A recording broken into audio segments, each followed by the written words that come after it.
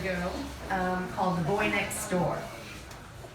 In the 1970s, my next door neighbor Paul was my best friend.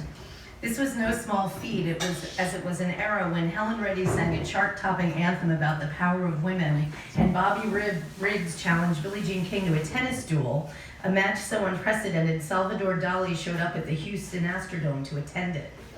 I hadn't seen Paul in decades, that is until a few months ago. He was in New York on business, and we spent a dinner reminiscing about a childhood that would give Wes Anderson enough material for his next 5 films. Paul and I had been pals for a long time as kids, but like many friendships between boys and girls, ours didn't survive the perils of adolescence. We built forts and rode bikes everywhere, pretending to be Ponch and John from the TV show Chips.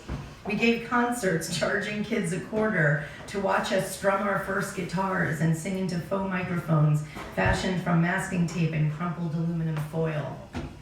We wrote stories, though not together. One of mine was called Three Boys, an anachronism about the childhood friendship of Ben Franklin, John Adams, and Thomas Jefferson. Paul wrote and illustrated a how-to on drawing sailboats. I remember Mrs. Arabak, the kind librarian and our publisher, who put our folder-bound books in the stacks and our names in the card catalog. For years, I'd look ours up to make sure they were still there, and they were. Paul and I once built a go-kart out of an aluminum shell we found, or more likely stole, on the sidewalk. Paul's father helped us affix wheels to a wood frame and make a pulley for steering. We took turns being bike-riding dragger and go-kart rider, making each other skid out wildly as we took wide turns around the block. It's a small miracle we both survived, unlike the go-kart, which fell apart. Another time, Paul sailed me across the Great South Bay off the coast of Long Island in his Sunfish. We overturned the boat and hung off the side, floating in our life jackets and riding the wakes of other boats until we pushed ours upright and sailed home. And then, one day that fall, we raked fallen leaves into the shape of a football field in his backyard so we could make diving, dirty catches in the end zone. During our dinner in the city, Paul and I delighted in our memories of childhood creativity and fearlessness. Something we didn't talk about, however, was that by the time we became teenagers, we had gone our separate ways. We had remained neighbors for years, but we were no longer friends. The inevitable downfall began as puberty kicked in. Paul and I had begun sneaking out at sunrise to kiss before school. It wasn't really kissing, though. It was more like smushing our lips together, moving our heads around, and making moaning sounds like we'd seen in the movies. On those mornings, I'd set my alarm, brush my teeth, sneak outside, and meet Paul by the pop-up camper his family kept in the backyard. If the camper had been left up overnight, we'd climb inside and get to it. If it had been shut, we'd have to prop it, then crack it down again when we were finished so no one would become suspicious.